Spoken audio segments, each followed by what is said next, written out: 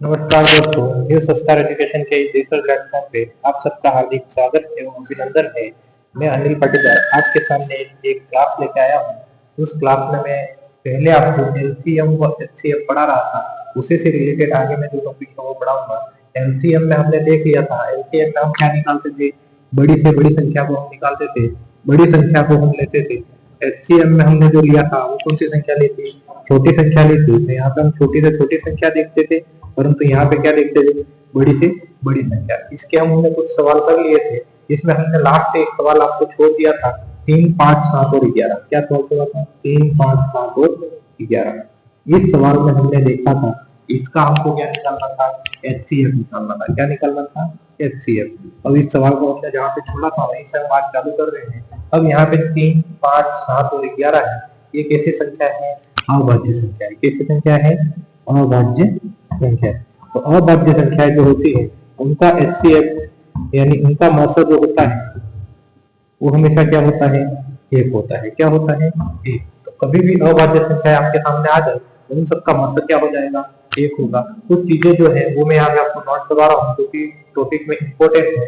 जैसे मैं बोलूँ एलसीएम हमको निकालना है, एचसीएफ निकालना है, तो हमको क्या करना है, एलसीएम निकालना तो हमको क्या देखनी है, बड़ी संख्या देखनी है। एचसीएफ निकालना हमको क्या देखना है, छोटी संख्या देखनी है। उसी प्रकार अगर कोई अभाज्य संख्या है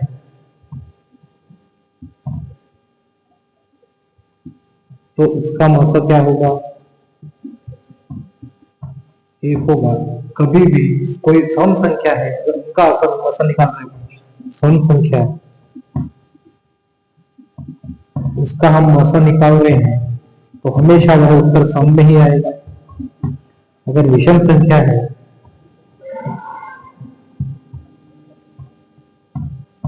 उसका अपन मौसा निकाल रहे हैं तो उसका मौसा हमेशा विषम में ही आएगा। उसी प्रकार जो भी दशमलव वाली संख्या होती है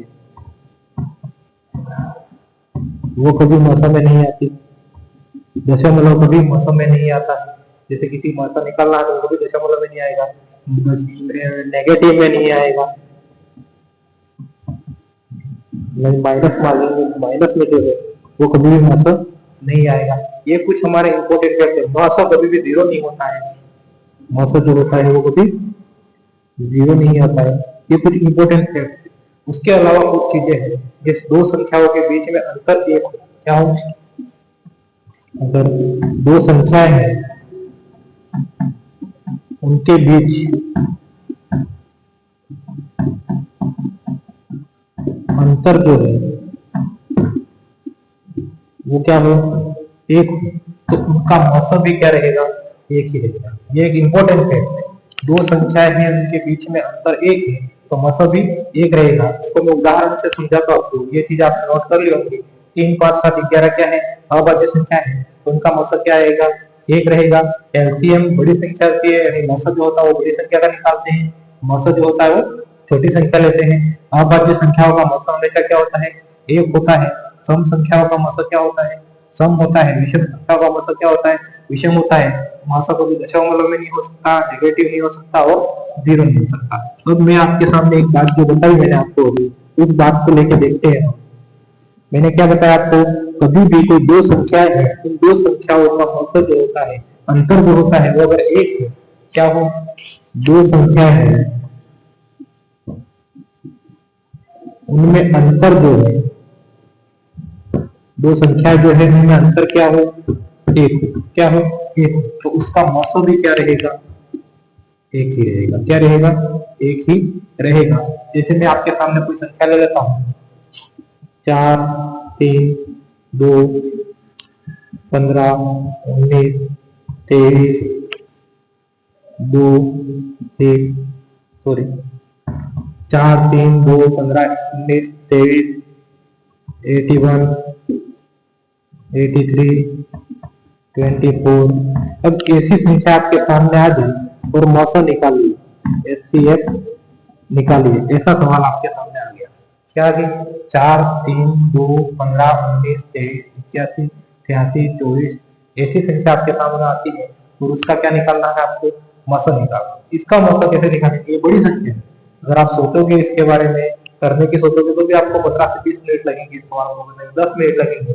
अब 10 मिनट अपने पास होते नहीं है कॉम्पिटिशन एग्जाम में, तो ऐसे सवाल को हम कैसे सोल्व करें। तो इस सवाल का लिए एक अच्छा आइडिया मैंने बताया, दो संख्याएं जो है इनमें अंतर क्या है, एक वो संख्या कहीं पे भी हो चाहे, जैसे हम देखते हैं यहाँ पे ये हमारा क्या है 24, ये क्या है हमारा 20, इन दोनों संख्याओं में अंतर कितना है एक, तो इसका मौसम क्या रहेगा एक। समझ में आया, इस पूरी संख्या का मौसम क्या रहेगा एक। इसी प्रकार यहाँ पे हम ये संख्या देखते हैं 3 और 2 में भी अंतर एक है। अगर किसी भी दो संख्याओं का अंतर एक आ जाता है पूरे सवाल में, कभी भी किसी दो संख्याओं का अंतर एक आ जाता है तो उसका मतलब भी क्या रहेगा एक। ये आपका एक अच्छा तरीका था। अब इसी के साथ हमने जो एचसीएफ वो एलसीएम के जो मोस्टली जो इम्पोर्टेंट सवाल थे वो कर दिए हैं। अब इसी के कुछ सवाल और आते हैं जो कि भिन्न में आते हैं। किसमें आते हैं, भिन्न, अंश और हर में। कैसे सवाल हो, अंश और हर में। तो अगर भिन्न वाला कोई सवाल आ जाए, क्या आ जाए भिन्न वाला सवाल, तो इस भिन्न वाले सवाल को हम कैसे करते हैं उसको हम देखेंगे। भिन्न वाला सवाल अगर आपके सामने आता है तो उसको आपको सॉल्व करना है। तो जैसे हम किसी संख्या को लेते हैं, हमारे पास कोई भी सवाल आ जाए, जैसे उसको हमने ले लिया 2/3 है, 3/4 है और 5/7 है। क्या आ गया 2/3, 3/4 और 5/7। अब इसका आपको लसन निकालना है। क्या निकालना है, लसन। पहले हम एलसीएम की बात करते हैं तो क्या निकालते हैं एलसीएम। इन संख्याओं को हमको एलसीएम निकालना है। तो इसको सॉल्व कैसे करते हैं, इंपॉर्टेंट ये सवाल आपके एग्जाम में मिलेगा आपको। तो हम जो होता है हमेशा अगर लसन निकालना है तो लसन के लिए हमको क्या करना है, ऐसा सवाल आपके सामने आ जाए और उसका लसन निकालना है तो लसन के लिए आपको क्या करना है, ऊपर वाली जो संख्या है यानी अंश जो हमारा है उसका हम क्या निकालेंगे लसन। हम जो सवाल लिखते थे उसमें ऊपर की संख्या को हम क्या बोलते हैं अंश और नीचे की संख्या को हम क्या बोलते हैं हर। तो हमारे पास जो अंश होगा क्या होगा अंश, उनका तो हम क्या निकालेंगे लसन। क्या निकालेंगे लसन। और जो हमारे पास हर होगा उसका हम क्या निकालेंगे लसन। तो इस सवाल को हम सॉल्व करेंगे तो ऊपर वाली संख्या का हम क्या निकालेंगे एलसीएम निकालेंगे और नीचे वाली संख्या का क्या निकालेंगे एचसीएफ। तो इसका हमारा क्या निकल रहा है लसन। क्या निकल रहा है ये लसन। तो जैसे हमारे पास ये सवाल है 2, 3, 5 और 5, 2, 3 और 5 ऐसी संख्या है उसका को हमको क्या निकालना है लसन। तो लसन निकालने की मैंने तरीका आपको बता दिया था कैसे निकालते हैं लसन। लसन में क्या लेते हैं बड़ी से बड़ी संख्या, तो ऊपर वाली संख्या का हमको क्या निकालना है लसन। तो हमारे अंश का लसन निकालना है 2, 3 और 5। तो बड़ी संख्या कौन सी है 5।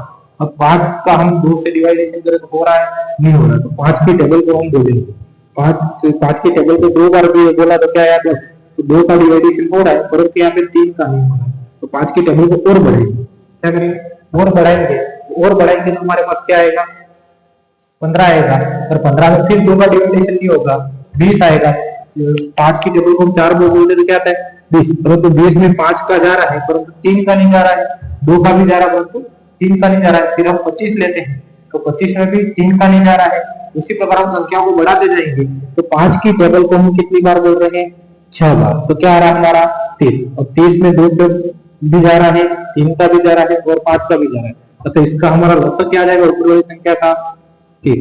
अभी मैंने एक उदाहरण आपको बताया था, जब भी कोई दो संख्याएं आ जाती है उन दोनों संख्याओं के बीच में अंतर क्या हो एक हो तो उसका मौसम क्या रहेगा एक। हमको हर क्या क्या निकालना है मौसम 3, 4 और 7 का मौसम निकालना है। तो इन दोनों संख्याओं में अंतर कितना है एक। तो इसका मौसम क्या आ जाएगा एक। तो ये हमारा सवाल का उत्तर क्या आ जाएगा 30/1 या इसको हम 30 भी लिख सकते हैं 2/3, 3/4 और 5/7 का एलसीएम क्या रहेगा 30 रहेगा। क्या रहेगा 30। ये सवाल आपको समझ में आ गया होगा। अगर और नहीं समझ में आया तो एक सवाल और लेते हैं हम। इसी तरीके से एक सवाल को और सॉल्व करते हैं। जैसे आपके पास सवाल आ जाएगा 2/5, 3/4 और कोई संख्या हमने ले लेते हैं। जैसे कोई भी संख्या हम लेते हैं 5/8। क्या लेते हैं 5/8। अब इस सवाल का हमको क्या निकालना है एलसीएम। मैंने बताया ऊपर वाली संख्या तो हमारी अंश 2, 3 और 5। तो ऊपर वाली संख्या का हम क्या निकालते हैं लसन और हर का हम क्या निकालते हैं मसन। अब लसन निकालने के लिए हम 2, 3 और 5 तो हमारा लसन क्या आ जाएगा 5। जो 5 है 5 की टेबल को कितनी बार बोलेंगे वही ये संख्या वही रही, 2 3 और 5 संख्या वही, तो इसका लसो तो क्या आ जाएगा 1। अब यहाँ पे अंतर देखते हैं, 4 और 5 में अंतर कितना है 1, तो मसो क्या आ जाएगा 1, तो इसका भी आंसर क्या आ जाएगा 1। समझ में आया होगा। ये एलसीएम के दो तरीके थे मैंने बता दिए। अब हम कोई संख्या और एक सवाल लेते हैं, देख लेते हैं। जैसे हमने बात सवाल आ जाए,